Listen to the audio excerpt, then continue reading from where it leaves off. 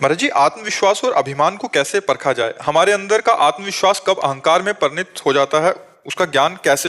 आत्मविश्वास का आप क्या स्वरूप, किसका है प्रश्न, किसका है? आत्मविश्वास का आप क्या स्वरूप समझते हैं? जैसे कोई कार्य पूर्ण हुआ, मैंने पूरा किया, ऐसा लगना आत्मविश्वास है? कैसा मतलब आपने आत्मविश्वास को क्या देखा कि मैंने ऐसा किया? किसी कार्य की सफलता होने पे आत्मविश्वास। वही मैं पूछ रहा हूं।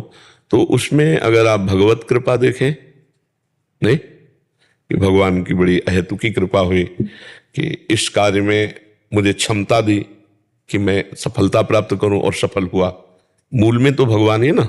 जैसे ये तुम्हारा रूप है तो भगवान ने रचा है ना, आपकी तो इसमें कहीं कोई कारीगरी नहीं ना। तो आपने जो पावर दिया है बौद्धिक और शारीरिक, वो किसके द्वारा दिया हुआ है? भगवान के द्वारा। तो जितने भी कार्य पूर्ण होते हैं वो दो से ही होते हैं, बौद्धिक स्तर से और शारीरिक क्षमता जो हमारी होती है। कोई बौद्धिक स्तर के कार्य होते हैं, कोई शरीर बल से पूरे होते हैं। तो दोनों बल भगवान के द्वारा ही दिए हैं ना। तो हम अहंकार के लिए रास्ता ही नहीं रखते हैं। भगवान ने हमें ऐसा बल दिया और भगवान की कृपा से सफलता प्राप्त हुई। तो इसे परम पवित्र विश्वास आपका दिन प्रतिदिन भगवान के प्रति बढ़ता जाएगा और आपकी जीवन की यात्रा पूर्ण होगी। जब हम इसको इस रूप में लेते हैं कि मैं सबसे अच्छा सफल हुआ, तो फिर अहंकार आ जाता है इसमें। यदि हम बीच में भगवान को नहीं लाते तो फिर अहंकार आ जाता है और फिर उसका पतन होता है, फिर उसका पतन होता है। भगवान से जो जोड़ दिया जाता है वो परम पवित्र, और जो मैं से जोड़कर संसार को जोड़ दिया जाता है वो अपवित्र हो जाता है। तो वो मैं के साथ जो जुड़ा प्रकृति का अंश उसे मलिन कर देता है। इसलिए परमात्मा को बीच में लाना अति अनिवार्य है।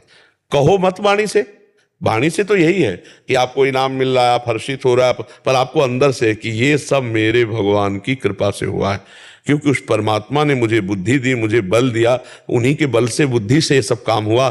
तो अंदर ही अंदर हम खुशी होकर उसकी जय मना रहे हैं।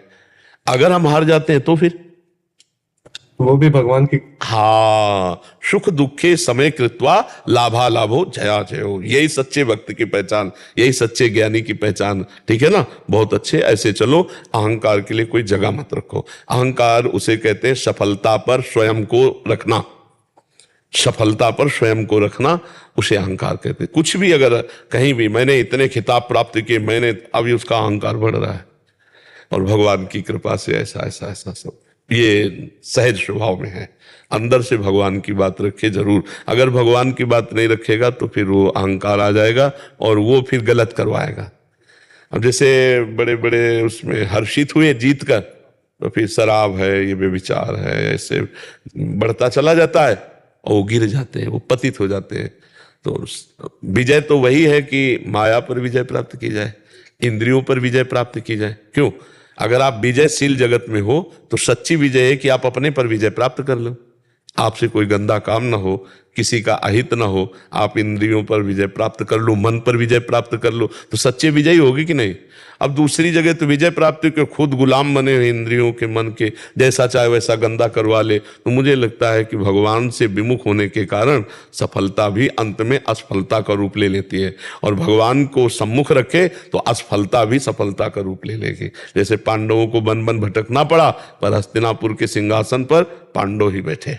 तो इसलिए धर्म से चलो और अहंकार के लिए जगह मत रखो, उसे भगवान को समर्पित करके कि भगवान के। और सच्ची बात बच्चा है, आप मान लो बहुत बुद्धिमान भी हो सकते थे, आप पागल भी हो सकते थे, भगवान ने आपको इतनी क्षमता दी है तो उसी क्षमता से तो आप विजय प्राप्त कर रहे हो।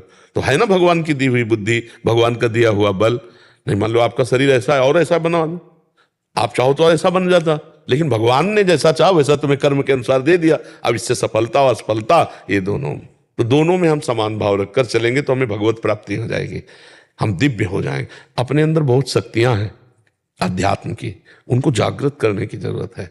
तो अगर भगवान को लेके चलोगे तो शक्तियां जागृत होगी, और अहंकार को लेके चलोगे तो जो शक्ति मिली है वो भी छीन होती चली जाएगी, नष्ट होती चली जाएगी।